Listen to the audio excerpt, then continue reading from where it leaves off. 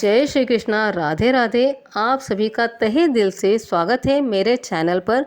यहाँ पर मैं भगवान से जुड़ी हुई बातें लेकर आती रहती हूँ। तो आज मैं आप लोगों के साथ निर्जला एकादशी कब है, इसके क्या नियम है, इसे करने से क्या फल मिलता है, इन सारी चीज़ों की जानकारी आप लोगों को देने वाली हूँ। अगर आप मेरे चैनल पर नए हैं तो चैनल को सब्सक्राइब ज़रूर कीजिएगा और वीडियो के एंड तक ज़रूर बने रहिएगा। स्किप तो बिल्कुल भी मत कीजिएगा क्योंकि बहुत सारी जानकारी आपको मिलने वाली है। इसे भीमसेन एकादशी भी कहते हैं। यह भी क्यों कहते हैं मैं आपको इस चैनल के माध्यम से बताऊंगी। जैसे कि आप सभी जानते हो, हमारे हिंदू धर्म में एकादशी का बहुत बड़ा महत्व है। जो हमारी साल भर की 24 एकादशी होती है उनमें से निर्जला एकादशी सबसे बड़ी है और इसका बहुत बड़ा महत्व है। एकादशी ज्येष्ठ माह के शुक्ल पक्ष के दिन होती है। तो इस व्रत को करने के बहुत सारे नियम हैं। जैसे कि इस व्रत में सबसे पहले तो हमें जल बिल्कुल भी ग्रहण नहीं करना चाहिए, तो इसीलिए हम इसे निर्जला एकादशी कहते हैं। और गर्मी का तापमान बहुत ज़्यादा होने के कारण यह व्रत बहुत कठिन हो जाता है क्योंकि इसमें हम जल ग्रहण नहीं करते हैं। जितना ये व्रत कठिन है उतनी ही ज़्यादा इसका फल हमें भगवान विष्णु देते हैं। तो वह हमारी परीक्षा लेते हैं। आप इस तरह से समझ सकते हो कि इतना अगर हम इस परीक्षा में पास हो गए तो हमें बहुत ज़्यादा फल मिलने वाला है। हमें 100 आउट ऑफ 100 मार्क्स मिलने वाले हैं, जो इन सारी एकादशी के करने से हमें फल नहीं मिलता। इस एक एकादशी के करने से सारे फलों की प्राप्ति हो जाती है। तो चलिए जान लेते हैं इसे भीमसेन एकादशी क्यों कहा जाता है। तो कहा जाता है कि शास्त्रों के अनुसार एक बार वेद व्यास जी महाराज पांडवों के भवन में गए। वहाँ पर जब पांडवों से वार्तालाप कर रहे थे तब भीम ने वेदव्यास जी से अपना एक प्रश्न किया। भीम ने कहा, महाराज, जब भी एकादशी होती है तो घर के सारे सदस्य व्रत रखते हैं और मुझसे भी कहते हैं व्रत रखने के लिए। जैसे कि सभी को पता है कि भीम इतने बलशाली थे, उन्हें खाने पीने का बहुत ज़्यादा शौक था, तो वे बिना अन्न के रह नहीं सकते थे। तो यही बात उन्होंने वेदव्यास जी से कही। भीम ने बताया कि एक दिन छोड़ो, मैं एक समय भी बिना अन्न के नहीं रह सकता। मैं भी व्रत करना चाहता हूँ, व्रत रखना चाहता हूँ, जिससे कि मेरा भी उद्धार हो। तब वेदव्यास जी ने उन्हें कहा कि भीम, तुम ऐसे करो कि ज्येष्ठ माह की जो एकादशी आ रही है उस दिन तुम व्रत रखो। भीम को वेदव्यास जी ने बताया था कि सूर्योदय से लेकर अगले सूर्योदय तक तुम्हें बिल्कुल भी जल भी ग्रहण नहीं करना है। सिर्फ तुम एक दिन व्रत रख लो तो तुम्हें इन सारे एकादशियों का फल मिल जाएगा। तो इस प्रकार यह कहने के बाद में भीम ने यह व्रत किया, तो इसीलिए इस एकादशी को भीमसेनी एकादशी भी कहते हैं।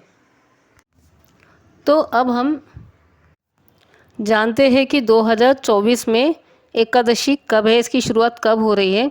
तो एकादशी की तिथि की शुरुआत 17 जून 2024 को सुबह 4:43 पर लग जाएगी। वहीं एकादशी तिथि समाप्त 18 जून 2024 मंगलवार को सुबह 6:24 पर समाप्त होगी। उदया तिथि होने के कारण निर्जला एकादशी का व्रत 18 जून मंगलवार को रखा जाएगा। निर्जला एकादशी व्रत का पारण मतलब समाप्त होने का समय 19 जून 2024 बुधवार के दिन 7:28 सुबह तक रहेगा। इस एकादशी को सुबह सवेरे जल्दी उठकर स्नान आदि कर भगवान विष्णु का आशीर्वाद लेकर और हमें हमारा नाम और गोत्र बताकर संकल्प लेना है कि भगवान विष्णु, मैं इस दिन व्रत प्रारंभ कर रही हूँ, तो मुझे इस व्रत को पूरा करने के लिए आप अपना आशीर्वाद मुझ पर बनाए रखिए।